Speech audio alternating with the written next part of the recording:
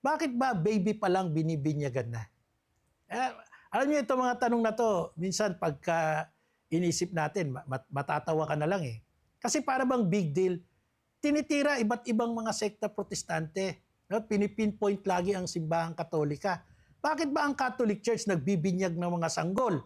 Eh wala pa namang kamalayan ang mga sanggol. Wala pa namang isip ang mga sanggol. Bakit binibinyagan na yan sa loob ng Iglesia Katolika?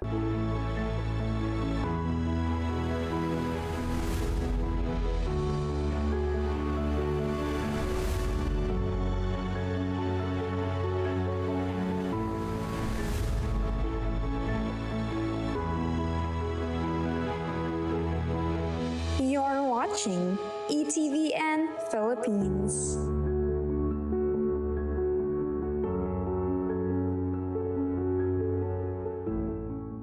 Purihin ang Panginoon. Muli maraming salamat po sa inyong patuloy na pagsubaybay sa ating programang Defend the Faith dito po sa Emmanuel TV Network. Ako po si Brother Marco, si Evangelista. Alam po ninyo mga ginigiliw kong taga-subaybay ay ang patuloy niyong pagbibigay ng mga katanungan ay nakakapagpalawak po lalo naman sa ating kamalayan bilang isang Katoliko. So, meron sana akong gustong talakayin ngayon. Naghahanap ako ng mga kabataan makakasama natin sa panel. Pero unfortunately ay hindi natin sila nakasama. So ibahin natin yung ating pag-uusapan. Ang aking bibigyang diin ay tungkol sa tanong na sa Catholic Church, bakit ba baby pa lang binibinyagan na? Alam niyo itong mga tanong na to, minsan pagka inisip natin, matatawa ka na lang eh. Kasi para bang big deal, tinitira iba't ibang mga sekta protestante. No? Pinipinpoint lagi ang simbahang katolika. Bakit ba ang Catholic Church nagbibinyag ng mga sanggol? Eh wala pa namang kamalayan ang mga sanggol. Wala pa namang isip ang mga sanggol. Bakit binibinyagan na yan sa loob ng Iglesia Katolika? Para humaintindihan natin, meron pong dalawang reference ang mga protestante tungkol dyan. Okay, basahin po natin yung Marcos chapter 16, no? Itong bahagi na ito na sinabi ng ating Panginoon, yung tungkol sa pagbabautismo. Sabi ng Ebanghelyo ni San Marcos, no? Nagpakita siya sa kanyang mga alagad, pagkatapos sabi niya, humayo kayo at bautismuhan ang mga tao, gawing alagad ang buong sanlibutan. At dito sinabi niya, turuan na ipangaral ang lahat ng itinuro ko sa inyo. Di ba? Ang sumasampalataya at mabautismuhan ay maliligtas, ngunit ang mga hindi sumasampalataya ay parurusahan. So dito po, maliwanag na sinasabi sa Mark chapter 16, verse 15, humayo kayo sa buong sanlibutan, then ang sabi niya, ipangaral ang mabuting balita. Ang sumasampalataya at mabautismuhan ay maliligtas. Ito na yung punto nila. Ang sumampalataya at mabautismuhan ay maliligtas. So ano daw ibig sabihin nun? Sumampalataya at mabautismuhan. How come na ang sanggol ay magkakaroon ng pananampalataya? Simple lang naman. Siyempre, baby, ano namang kamalayan nun? Hindi pa siya sasampalataya. Klarong-klaro daw dito sa Bible, sa Marcos chapter 16, verse 15 hanggang 16, ang liwanag. Ang sumasampalataya at mabautismuhan ay magkakaroon o magliligtas. Paano ngayon ang sanggol, baby? Wala namang alam yan. Paano yang babautismuhan? Paano yang dodoktrinahan? So yun yung puntong ginagamit ng mga protestante para atakihin ang aral tungkol sa infant baptism o pagbibinyag sa mga sanggol hanggang sa mga bata.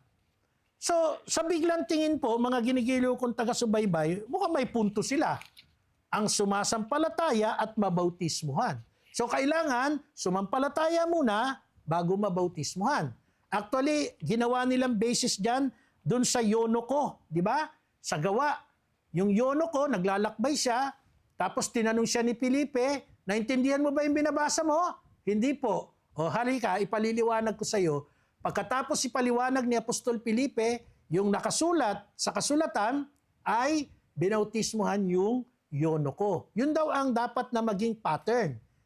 Pero mukhang may nakalimutan po yung mga tagapagturo ng ganitong hindi pwede ang infant baptism.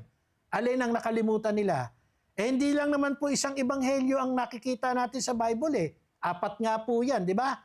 Sa bahagi po ng Mateo, ganito naman po ang ating mababasa. Mateo 28:19. Anong sabi? Kaya humayo kayo at gawin ninyong alagad ko ang lahat ng bansa. Bautismuhan niyo sila sa ngalan ng Ama at ng Anak at ng Espiritu Santo. Verse 20, at turuang sumunod sa lahat ng ipinag-uutos ko sa inyo. So dito po sa Mateo 28:19 hanggang 20, klaro po ang instruction ni Jesus. Gawin niyong alagad ko ang lahat ng mga tao, bautismuhan in the name of the Father and of the Son and of the Holy Spirit. Anong kasunod niya sinabi? At turuang sumunod sa lahat ng ipinag-uutos ko sa inyo. So anong ibig sabihin? Bautismuhan and then to follow yung turuang sumunod sa mga itinuro ko o ipinangaral ko sa inyo. So kung atin pong titingnan yung reference ng mga pastor, ng mga ministro against infant baptism, dun sa Marcos chapter 16, verse 15 hanggang 16, may punto sila na sumampalataya and then bautismuhan. Pero don't forget this Gospel of St. Matthew chapter 28, verse 19 to 20, bautismuhan and then turuang sumunod. Ano po yung larawan ng dalawang ito? Nagbabangga po ba? Hindi. Ang larawan ng dalawang ito, yung Marcos chapter 16, verse 15 to 16, ito po'y napatutungkol sa adult baptism. Pag bininyagan, dahil may isip na, dapat siyang sumampalataya. Pero dito sa Mateo 28:19-20, bautismuhan at turuang sumunod sa lahat ng ipinag-uutos ko o itinuro ko sa inyo. Dito po pumapasok ang infant baptism. Kaya dalawa po iyan, hindi kayo titingin lang sa isang ebanghelyo. Kay Marcos ay intended for adult baptism, sumampalataya, bautismuhan. Sa ebanghelyo ni Mateo, infant baptism, bautismuhan, and then habang lumalaki, turuang sumunod sa lahat ng itinuturo ko sa inyo. Ang binyag po, mga kapanalig, mga taga-subaybay kong kapatid, ay hindi po optional, sapagkat ito po ay kailangan ng tao para sa kanyang kaligtasan.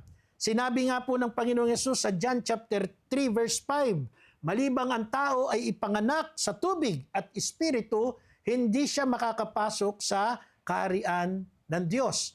Hindi po sinabi ng ating Panginoon na ang bautismo sa tubig at espiritu ay exclusive lamang para sa mga matatanda, para sa mga adult or may isip na. Sa katunayan, ang utos po ng Panginoon, humayo kayo, ulitin ko, gawin yung alagad ko ang buong sanlibutan at bautismuhan and then turuang sumunod sa ipinangangaral ko sa inyo. Bakit po importante na mabinyagan ang tao? Pag sinabing tao, in general form po ito, ang baby, ang infant ay tao, ang matanda, ang senior citizen ay tao. Pareho lang po yan, tao. Ngayon, bakit po mahalagang binyagan ang tao? Una, sapagkat sa pamamagitan ng binyag, ito po ay nag-aalis ng original sin. Pangalawa, ang tao ay nagiging anak ng Diyos. Pangatlo, ang tao ay napapasok bilang bahagi ng katawan ni Kristo sa kanyang simbahan. At ikaapat, nagbibigay po ito ng grasya sa bawat tao. Sa mga ginigiliw kong kapatid, mga taga-subaybay, kung tunay pong ang magulang ay nagmamahal sa kanyang anak, mahal ng magulang ang kanyang anak, di po ba mas magandang hangarin ng magulang na ang kanyang anak ay mailagay sa mas mainam na kalalagayan, maibigay sa kanya hanggat maaga ang kaligtasang tinatamasa ng mga may edad? Hindi po ba mas magandang isecure natin sa higit sa lahat ng bagay ang espiritual, ang kaluluwa ng ating mga isinilang na anak? So mga ginigiliw, ang mga sanggol po, nangangailangan din ng kaligtasan. Huwag nating gawing exclusive yan na para sa adult lang. Itinuturo po ng banal na kasulatan sa Roma chapter 5 verse 12, sa pamamagitan ng isang tao ay pumasok ang kasalanan sa sanlibutan. Kaya lahat ng tao, pag sinabing tao in general form, tao ay mayroong bit-bit na kasalanan. Lahat po tayo ay ipinanganak na may original sin. Hindi po personal na kasalanan ng sanggol ang original sin. Ito po ay kalalagayang minana natin mula sa mga unang magulang na sina Eva at Adan. Kaya nga po sabi naman ni ni Pedro sa Gawa chapter 2 verse 38 to 39, no? Magsisi kayo at magpabinyag sapagkat ang pangako ay para sa inyo at sa inyong mga anak. Ang pangako ay para sa inyo at para sa inyong mga anak. Magsisi kayo at magpabinyag. So kung ikaw po ay inabutan ng ebanghelyo na ikaw ay meron ng sapat na kaisipan, ang gagawin mo, magsisi, sumampalataya at magpabinyag. Yung susunod na henerasyon sa'yo, yung anak mo, yung mga bata, anong gagawin? Sila po ay dapat na mabinyagan in an early stage ng kanilang buhay. Bakit? Sapagkat ang pangako ay para sa iyo, para sa akin, para sa ating mga may isip na, at para sa ating mga anak. Huwag nating ipagkait ang kaligtasan sa ating mga anak sapagkat nasa kanila rin ang pangako na meron tayong pinanghahawakan. Now, ang mga pamilya po na bininyagan ng buo ay makikita natin sa Bible mismo. Sa Bagong Tipan po, kilalang-kilala dyan si Lydia na taga Tartia, yung nagbebenta ng mga telang purpura. Ito po'y nakalagay sa Gawa chapter 16 verse 15. Siya, si Lydia, at ang kanyang sambahayan ay nabinyagan. Si Lydia at ang kanyang sambahayan ay nabinyagan. So ano po ba yung description ng sambahayan? Pag sinabing sambahayan, yung pamilya mo. Now, ang tanong, yung sanggol ba ay hindi mo kapamilya? Ano yan? Alien? Ano yan? Ha? Dumapo lang sa bahay ninyo? Yung sanggol is part of your sambahayan, part of your family. Anong ginawa ni Lydia? Siya ay nagpabinyag kasama ang buong sambahayan. Ito po'y nakatala. Gawa chapter 16, verse 15. Pangalawa, yung pong bantay sa bilangguan ng Pilipos. Sabi po ng Gawa chapter 16, verse 33. Siya, yung tanod, siya at ang lahat ng kanyang sambahayan ay nabinyagan. Inulit po yung terminong sambahayan. So yung guard, no, yung jail guard doon sa Pilipos, nagpabinyag. Hindi lang siya nabinyagan. Pinabinyagan niya pati ang kanyang sambahayan.